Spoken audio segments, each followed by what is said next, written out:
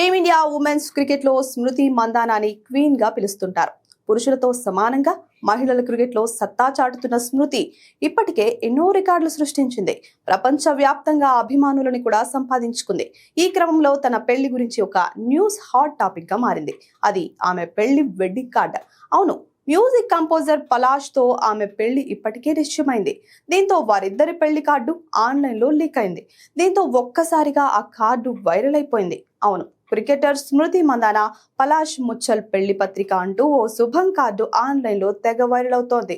ఇందులో రాధేశ్యామ్ ముచ్చల్, కమలా ముచ్చల్ మనవడు రాజ్ కుమార్, అమితా ముచ్చల్ కొడుకు అయిన పలాష్ ని కీర్తిశేషులు బాబులాల్జీ మందన, భాగరథి దేవి మందాన మనవరాలైన స్మృతి మందానాకి ఇచ్చి పెళ్లి చేసేందుకు పెద్దలు నిర్ణయించినారు అంటూ ఇంగ్లీష్ లో రాసింది.